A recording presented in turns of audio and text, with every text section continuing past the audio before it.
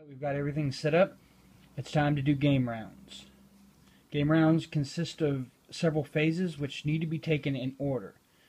So the first phase is choose action phase. So we go over here and we choose the actions for each squad. Now within these actions, each Marine gets to take that action, but the whole squad has to do the same action. So since we have Genestealers spawned on purple and orange. So we need to decide if we want to fight them or risk them attacking us. So let's see. Let's go with purple first because he's the one that's in most danger right now. Now, while attack is basic, cards have special abilities as well. So for purple, instead of attacking, each of your Space Marines may choose one adjacent or engaged swarm, ignoring facing, and roll a die. If the number rolled is equal to or higher than the number of Genestealers in the swarm, slay all Genestealers in that swarm. Well, that would be nice for him if I could roll a 3, then I can take care of that whole swarm in one fell swoop. But he's up here doing nothing, so he wouldn't be able to do anything because he's out of range. Because facing wouldn't matter, but 1, 2, they're at 3 range, nothing happens. Let's look at orange and see what he does. He may be able to help purple. So orange, instead of attacking with Brother Adron, which is who we're there with, you may roll a combat die, slay up to 3 Genestealers from a single swarm up to this number of positions away, regardless of facing. If you roll a 0, there is no effect. I think that may be the option, because Brother Adron, instead of doing his normal attack, can take care of those 3. And then Brother Caphael can attack him, because he's facing correctly. So I think that's what I'm going to do. Orange is going to attack. I'm not going to attack with purple. What I'm going to do is I'm going to move and activate, because we have Brother Sharon on the door. And if I activate, I place 1 support token on this card. And then when we travel, when we're done with all the blip piles, the current player may first slay 1 Genestealer in the formation for each token on this card. So the more support tokens we can get on this card, when we go to the next room, the more Genestealers we can slay automatically. So that's helpful. So that's what they're going to do. Purple is going to move and activate, and so gray is going to support. After we've chosen our actions, we resolve actions, and in order. So first is support. When we choose who goes first, if multiple people had chosen support, we go by the number at the top. Lowest number goes first. But since only one person has picked to support, automatically goes. Power field. After resolving this card's action, you may choose any swarm. Genestealers in the chosen swarm may not attack or be slain this round. Ugh. That's not a good idea. Since we're going first, we don't get to see how this turns out. If we weren't going first, we could say, let's attack those, and if nothing happens, we can stop them, but we can't. So they're just going to resolve, Gray's just going to resolve support tokens as they normally go. So when you resolve support, you take a support token, and you could place it on any Marine, even ones you don't control if you're in a multiplayer game. What these let you do is re-roll defense and attack. So what I'm going to do is I'm going to place one on him. I'm going to place one on him. Because they're the most likely to get hit if we don't kill all these guys. After that is move and activate. So purple is moving and activating. Now when we move, I can move up one or down one or change facing. But that's not really a good idea right now because I need to stay facing these guys in case something else happens. If I changed facing and these guys were not destroyed, when it came to their attack phase, they would get to attack me without me being able to re-roll my defense die. I still get to re-roll defense, but I would not get to re-roll it. So we'll just come up here. He's going to stay facing that way. He's going to activate the door. So we have a support token on the door. After move and activate, it's time for attack. So we're going to do that skill. Well, first off, let's attack with Brother Caphael and see what happens. See if we can get that one out of the way first. So we take our die and we roll. And nothing happens. I didn't get a skull. Brother Caphael failed to kill that Genestealer. So Brother Adron, we're going to use his skill. Instead of attacking, I'm going to roll a combat die and slay at the Genestealers, that up to 3 Genestealers from a single swarm that many positions away. So I'm hoping for a 1 or higher. There we go. I can kill 5 positions away, which would be nice if something was way up here and out of range. So all 3 of these guys are slain. We'll just put them, we'll put them over here. So that was the attack phase. We still have 1 guy left that we're going to have to deal with now. Now it's the Genestealer attack phase.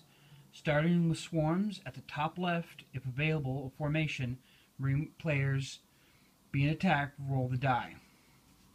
So we would start up there and we would go down, but nobody's there. And then we start up here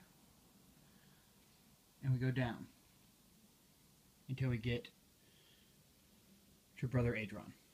Brother Adron has a Genestealer. If the die roll is greater than the number of Genestealers attacking, the attack misses. If the die roll is less than or equal to the number of Genestealers, the Marine dies and is removed. The formation is moved up or down to fill the gap. So what we're going to do is roll this die, and I need to get a 2 or greater.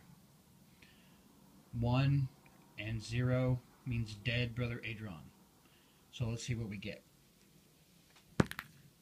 There we go. And we have a 0, which would normally would mean that Brother Adron dies, but I'm going to use a support token to re-roll defense. Let's hope we do better this time. And we do. We got a 3. So Brother Adron survives.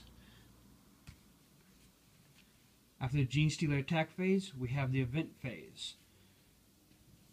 After all Genestealer swarms have attacked, player with the lowest numbered action card draws an event card. Well, I'm by myself, so event card is drawn by me. Secret Route. If there is a door terrain card in the formation, place 2 support tokens on it. There we go. We got a door. We get 2 free support tokens. So there's 3 Genestealers that are going to die when we change rooms. We're getting heavy swarms at both orange and green. So orange is getting 2. We're getting just a regular guy, and we're getting another regular guy. And then green is getting a heavy swarm. Green is over here. Whoops, wrong card. He is getting regular.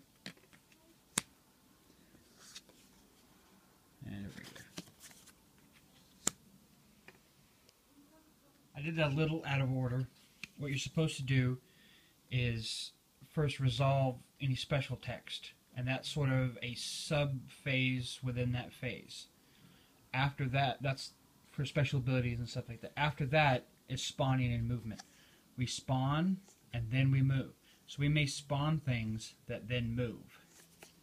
So we've spawned, and movement is the scratches. So he is going to move, and he's going to move down 1. Over here, we have no scratches, so this swarm does not move. Oh, I'm sorry. When a swarm moves, the whole swarm moves if one person has, if one Genestealer has that symbol, the whole swarm is going to move. So the more you fill this out, the more likelihood that the swarm is going to start moving around the column. After they've activated and moved, or after they've spawned and moved, it's the end of the round. If any blip pile is empty at the end of any phase, traveling automatically occurs. But we still got quite a few in there, and we're almost done there. So one more spawn on this side, and we're traveling back to the first phase, and we choose actions. So since orange attacked this round, orange cannot attack again, which is somewhat of a problem because Brother Adron has 3 spawn on him. Brother Caphael, while not in direct trouble, can't help. The chaplain is facing the wrong direction, but he could help take care of this pile. And Brother Sharon is still out of range. Great. I think what we're going to do, since attack is the last thing that happens, we're going to move Gray. Yeah, Gray is going to move. What that means is now I can move this up or down or change facing.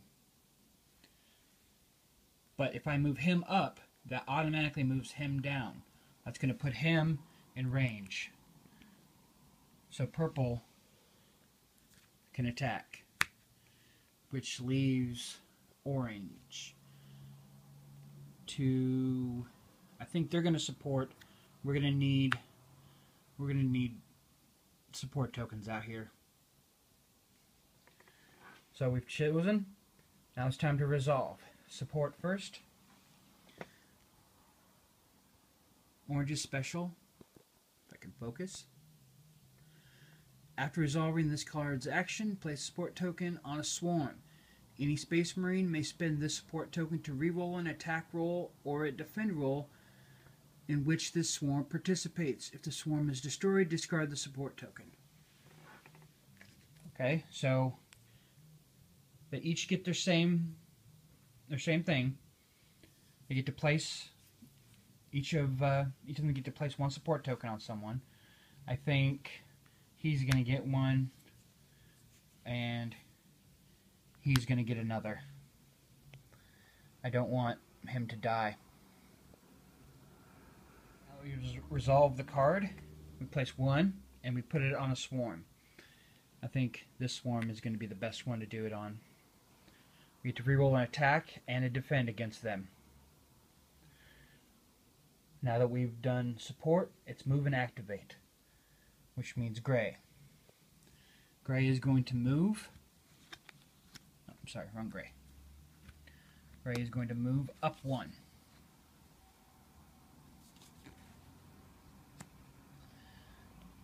And he's not going to move. I think he's going to stay right there. But it's not move or activate, it's move and activate. So since Brother Scipio moved up next to the door, he gets to now activate. So another support token goes on the door. Move and activate is done. Now it's time for attack. Purple. So purple's special attack is, instead of attacking, each of your Space Marines may choose one adjacent or engaged swarm, ignoring facing, and roll a die. If the number rolled is equal to or higher than the number of Genestealers in the swarm, slay all Genestealers in that swarm. Okay, so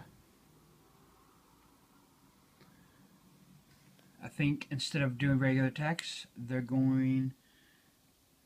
Oh, he can't do that because he is not adjacent, so he's going to have to do a regular attack. But he gets to go after this adjacent swarm. So the chaplain is going to roll the die, and if it's equal to or higher, then we slay all in there. So I need a 3, 4, or 5. Up to the 50-50 chance. There we go. 4. All these Genestealers are gone, which means we lose this.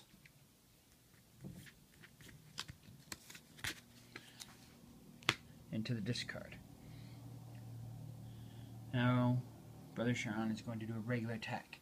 For a regular attack, I need to roll a die side with the skull. Number doesn't matter at this point. So I just need a skull. And I got one. One Genestealer. Gone. Okay. That's done with the Marines. Time for the Genestealer attack phase. We start at the top left, and we go down till we get here. This Genestealer is attacking the chaplain. So, as long as I don't roll a 1 or a 0, I'm fine. Here we go. And a 0. But the chaplain has support tokens, so he's going to use one for a reroll. 1.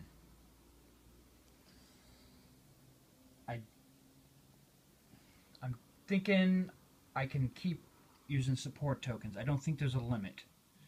Maybe I should check that. They said there was a limit, so I get one more reroll. But that's my last chance. No more rerolls. Here we go. 2 or higher. 1. I failed. And we have lost Interrogator Chaplain Uriel. So, just put him away. The whole column moves up 1. Since he attacked, he doesn't get to attack the second one. But we're down 1 man now. Genestealer activation and spawning.